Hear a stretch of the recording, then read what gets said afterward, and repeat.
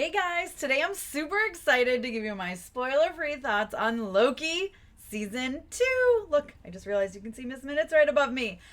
Listen, I loved Loki season 1. I go back and forth on if I loved it more than WandaVision, you guys. They're so close to each other. I think they were both pretty perfect series. The only ones that remained consistent all the way throughout for me. So listen, and I love Loki. Okay, you guys probably know this already. I have a Miss Minutes tattoo that I got after watching the screeners. It was before like she was even a thing and before people knew about her. So like, listen, I love Loki, and I have very much been looking forward to this season of Loki. Season 2, we got a little tiny glimpse at the end of Quantum Mania. We got that end credit scene, or I don't remember if it was the mid credit or the end credit, but we got that scene. I think it was the end credit, and we know, all right, we're in season 2. Let's go. We've got all the stuff that's going on with He Who Remains / Kang / whatever. What's going to happen? Victor Timely, right? That's who we saw in the end credits. So where's that all going? What's happening?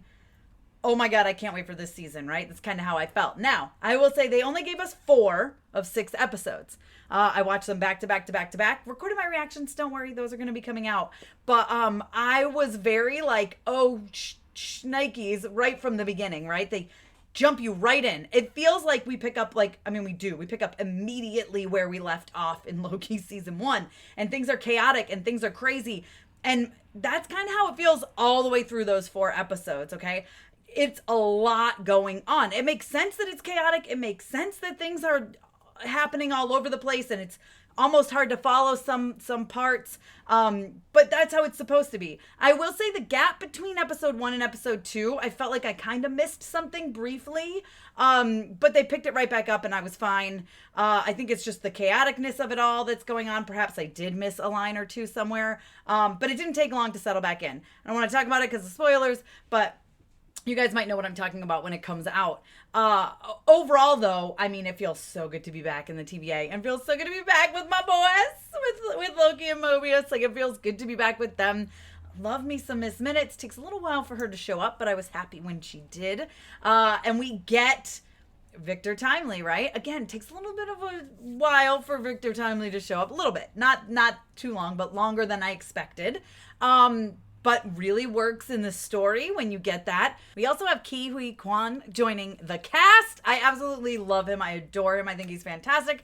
I voted for him to win for Critics' Choice, and I was so glad he did for Everything Everywhere All at Once. I think he's phenomenal. He's incredible. So I loved seeing him join this cast, and I think he works really well. And he's not just like a little cameo, right? Like, he's a major part of this season, at least so far. He's very important to the story, very integral to the story.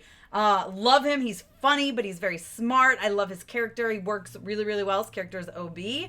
And he's great and he fits in. I love him with Loki and Mobius. The 3 of them together are fantastic. We get a bit more of Casey as well, who I adore. Casey. We saw a little bit of Casey in season 1. We get more of Casey this time around. Listen, it moves very, very fast. The episodes are approximately 50 minutes each, give or take, right? But they move very quickly. You are flying through this story at times. Other times it's like so slow because they're trying to build the suspense, and not in a bad way, right? Like let's say a phone's ringing and you're waiting for them to pick it up so you can hear who it is, and you're like, okay, I just need to know. But that's on purpose, right? They're on purpose doing that to do that to you because you're sitting there on the edge of your seat, leaning in, like, just let me know. They eventually do. Don't worry. They don't leave anything. Well, I don't want to say that. I was going to say they don't leave anything unanswered, but listen, I've only seen 4 episodes. The end of that 4th episode, man. Oh, I can't believe how long I'm going to have to wait for episode 5 because, like, what the heck is happening? Episode 4. It's always episode 4. I will die on this hill. It is always episode 4 of these series. You know, WandaVision, the original Loki. Like, it's always episode 4 where they're like, we're going to just change everything. And you're like, what is happening? What is going on? And that is exactly what they're doing with Loki season 2.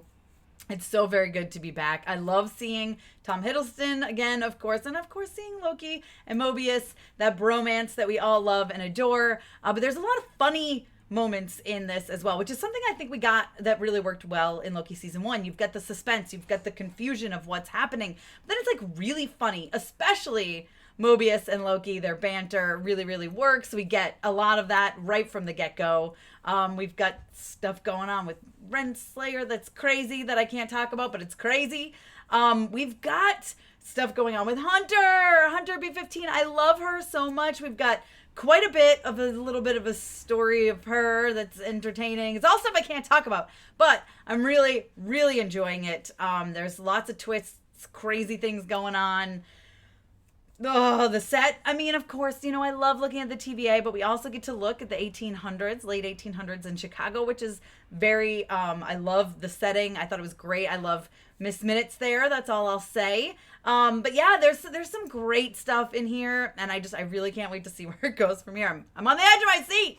You guys can't do this to me. So it's hard to judge a season overall without having seen the final two. They could fumble the ball. It's happened before. It's likely to happen again with another series. But yeah, so far I'm in. I'm like all in. I'm on the edge of my seat. There's only a few things, like I said, between episodes 1 and 2 kind of lost me for a hot minute. And it does feel very chaotic. It feels like there's a lot going on for the most part, especially surrounding the TVA. You know, we've got, of course, Sylvie comes back. Again, love her and Loki. There's some interesting stuff going on there. There's some great, like, revelations going on with her, I'll say that. And I feel like I'm going to give stuff away, so I'm going to stop rambling, but I will just tell you so far, I love it. I'm in. I can't wait for more. I've seen 4 episodes. I hope they stick the landing with the final 2. I don't know where the heck they go from here. My brain, I have no theories. I have no thoughts. And that's usually not the case. So I am very interested to see where things go. It's insane. It's insane, but I love it, and I'm so happy to be back in this world. You guys let me know if you're excited for Loki season 2 down below in the comments. Be sure to give me a thumbs up. Don't forget to subscribe. Hit that notification bell so you don't miss out on more videos like this one.